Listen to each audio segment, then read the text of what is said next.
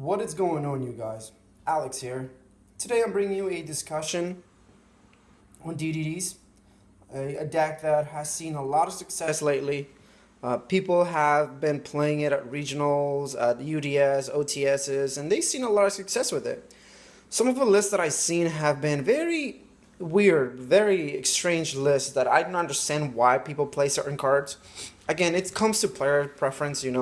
Some players rather play cards that they work for them, which is cool. I'm not bashing them. I'm not complaining. I'm just stating that it's some of the lists that I've seen are very strange. Uh, I have been playing the deck, as you know, for a very long time. I picked up the cards when they came out in Dimension of Chaos. I think that was October, mid to late October. And back then, the deck didn't really have many plays. All it could do is summon a dark, a D arc or two, and then ranking up into a rank 7, which is pretty good. Making Flare Metal Dragons after you hit him with Dark a few times, that's easily game. Just because Dark is 28, and then if you summon two of them, and then you manage to make a Flare Metal Dragon, that's probably a game, but that wasn't enough. That was just one play the deck had, and it wasn't very good. But now that we've gotten a lot of new toys, three, I guess, three new cards.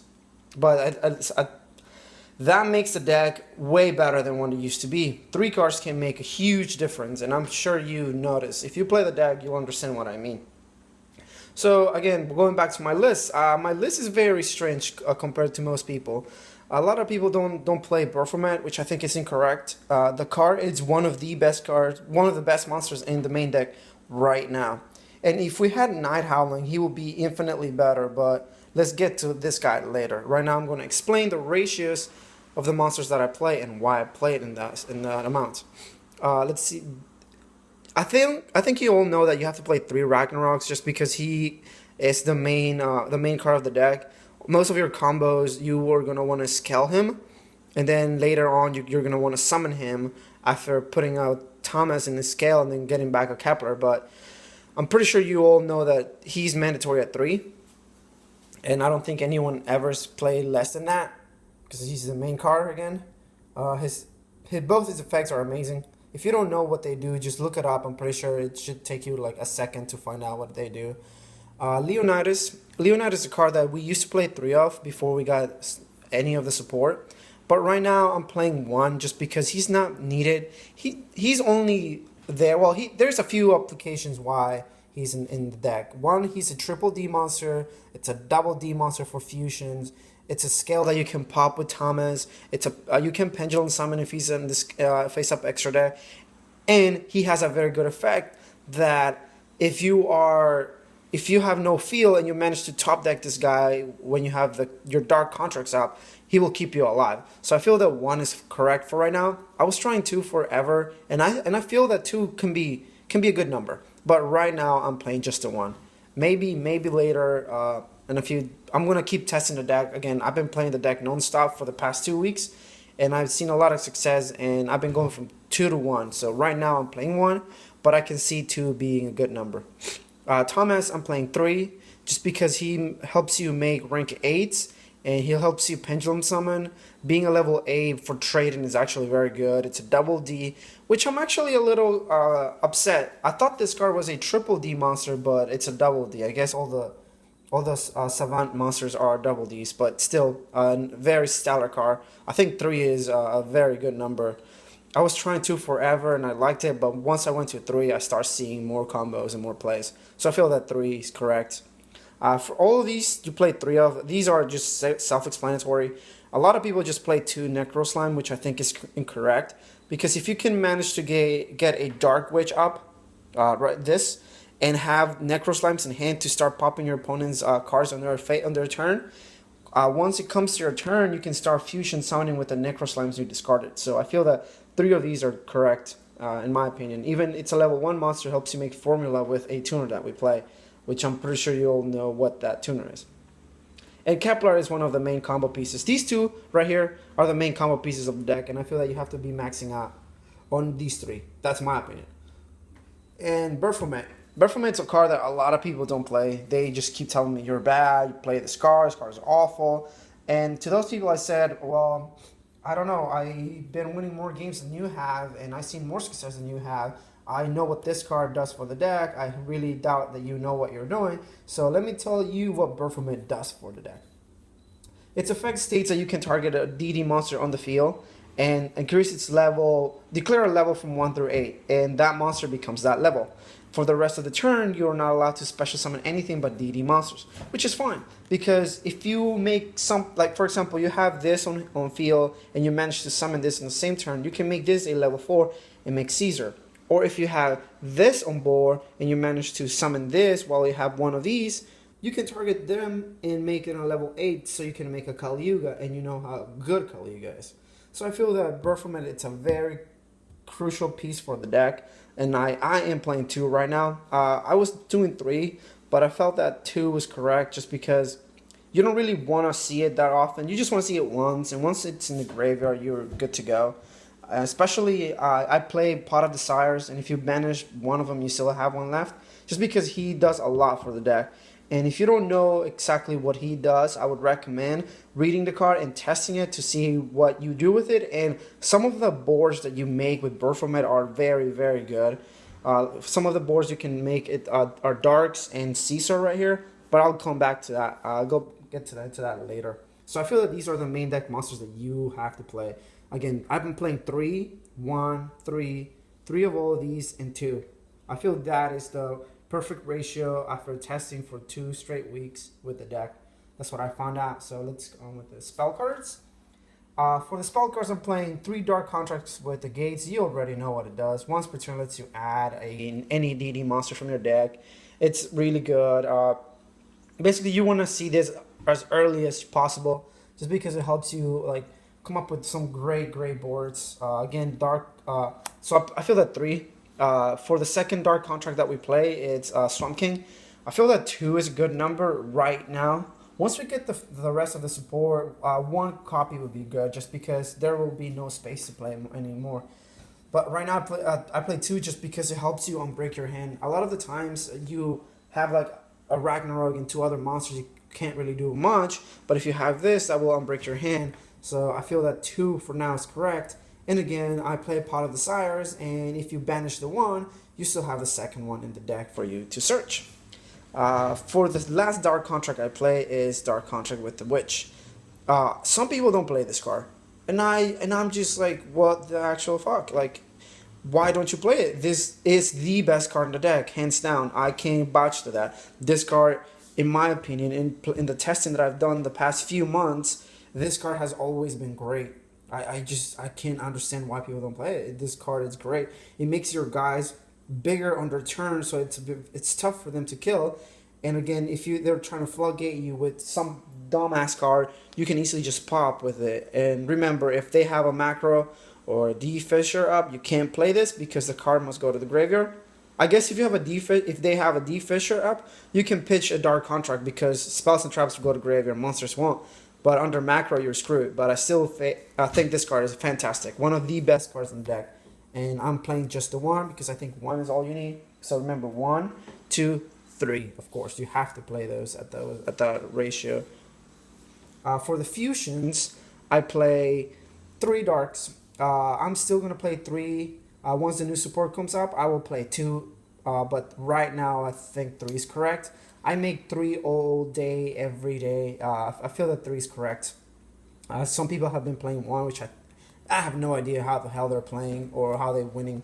Because even 2 actually is pretty good, but I just feel that the third is way too important not to have. So I'm playing 3 for right now. 2 Genghis. Some people have flipped these 2. They play 3 Genghis and 2 Darks, which I think is fine. But I still feel that 2 Genghis is correct because I'm not playing any rank 6s in my extra deck, so I don't have to turbo out Genghis. I feel that 2, it's a very good number. I make 2 a lot, yes, but I have never missed a third, even though I have the third, but again, that doesn't matter. I think 2, it's a very good number, and if you've been keeping up with the LCG, they only play 2, and they have always played 2. So I'm sticking with that mentality too. Just fine. 2 is correct, in my opinion. And for the last fusion that we have right now, 1 Big Caesar. This card, it's the nuts. You rarely summon him, of course, but once you do, you're winning that game.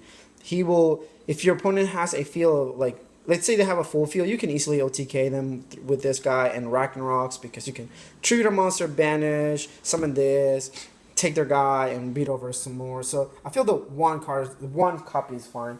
I was doing two forever, but just the one works. Just because if you don't manage to kill your opponent in that turn, you can bring it back if it dies because it doesn't have that. It can't be special summoned by any other ways. So if it dies and you have Ragnarok scale, you have this, you can bring him back, and that's a 32 beater that just takes your opponent's monster. So one is fine. 3, 2, 1. I feel that's the perfect ratio for me. You don't have to play that ratio, but again, it's the best number that I've come up with. And for cards that people don't play, I play one Caesar, a White King Caesar, and one King Tell.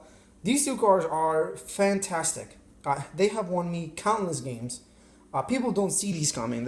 People play this, but some don't do this, which again, personal preference. They choose not to. In my opinion, right now, I feel it's mandatory. If you don't know what King Tell does, it's a rank 5 that requires 2 level 5s, or you can use a DD monster on top of it, a rank 4 DD monster. So what you do is if you have Caesar, you detach for effect and you equip this guy. You rank it up.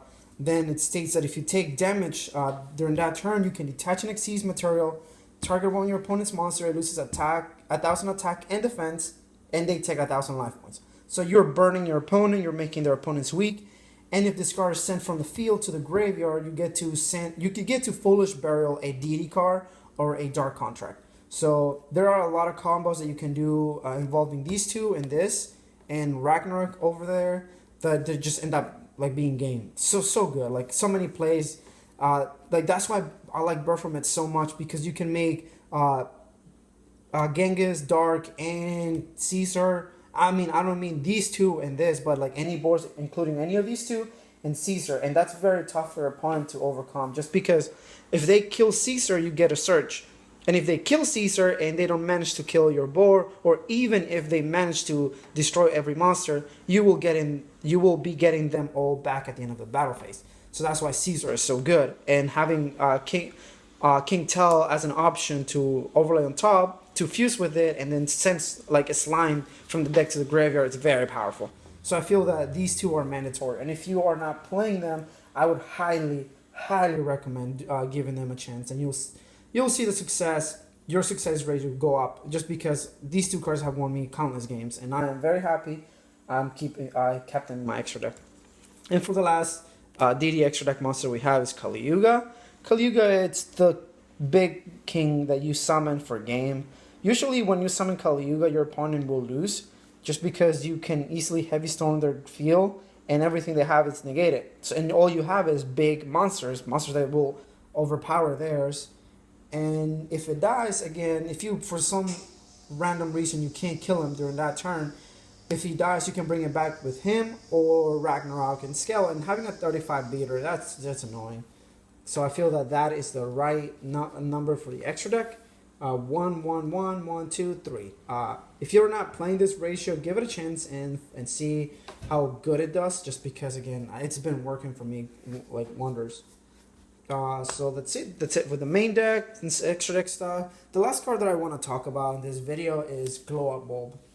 Glow Up Bulb is a card that I was playing back in November when the deck first came out, to make Omega, to recycle use slimes, make Trishulas, make Scarlights and stuff.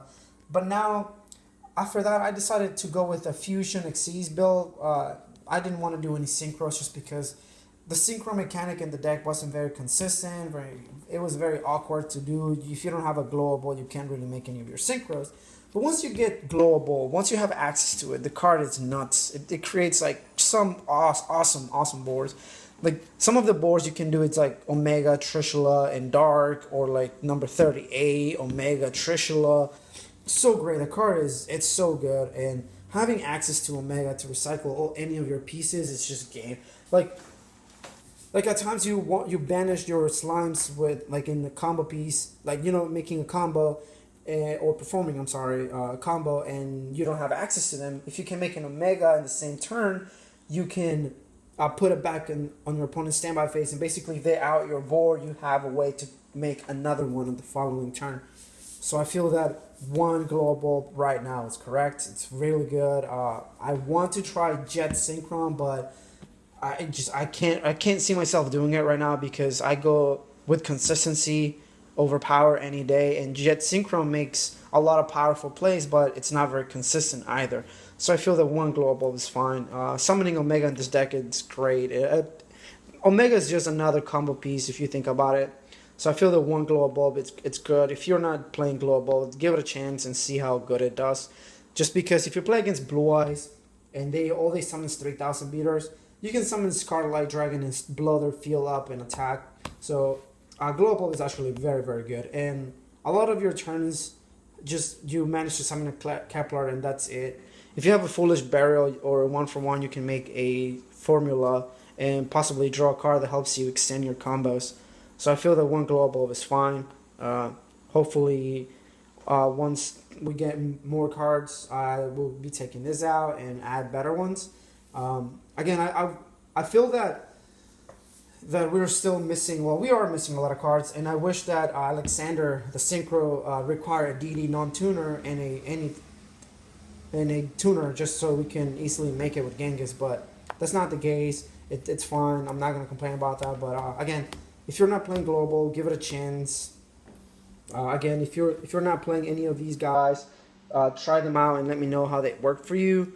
I will be making more videos about this deck just because this is the deck that I will be playing competitively for the upcoming season. And if you guys have any questions about the deck, anything at all, ask me and I will gladly reply as soon as I can. And thank you for watching, and I'm out. Peace.